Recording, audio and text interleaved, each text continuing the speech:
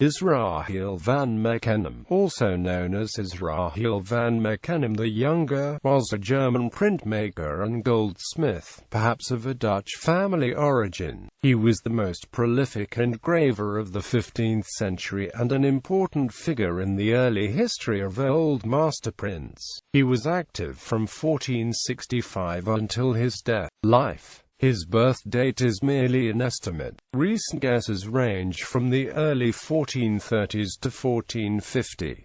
His father arrived in Bocholt, Germany, near the border of the Netherlands, in 1457, and though his place of birth is uncertain, Wim von Sandrat referred to him as Israhel van Mechelen, and Karel van Mander referred to him as Israhel van Mentz. He was the son of Israhel van Meckenem the Elder, also goldsmith, who settled in Bocholt. Attempts have been made to identify the father as the master of the Berlin Passion and early engraver, but this remains uncertain. Some writers also assign to the father works traditionally given to the son. The very unusual name Israhel suggests the family may have had Jewish origins, but Israhel the Younger was buried in a church, and it might not have been possible for Jews to work as goldsmiths. The van suggests a Dutch origin for the family. Various places in Germany and the Netherlands have been suggested as Meckenheim, as no place generally called exactly that existed at the time. The master of the Berlin Passion probably worked mainly in the Netherlands, so his identification with Israhel Sr. would have implications for the issue of the family origin. Israhel van Meckenem probably trained initially as a goldsmith and engraver with his father before traveling to work with Meester,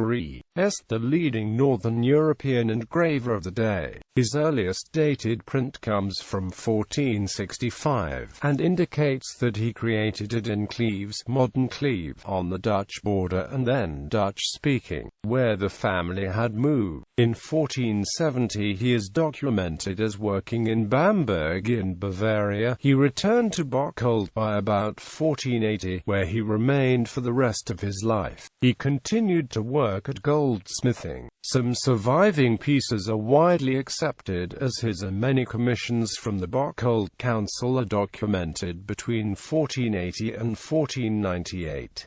He was evidently a prosperous and established figure in the town. One of his prints is a double portrait of himself and his wife Ida, whom he married in the late 1480s. Another print is believed by some to show his father. He is documented in various lawsuits against neighbors, and Ida was fined for unseemly speech, as well as for mocking and scolding public officials. Work. He probably trained with Meester in South Germany, and may well have been with him at his death c. 1467, since he acquired and reworked 41 of the master's plates. Another 200 of Van Meckenem's own prints also were copies of ones by Meester.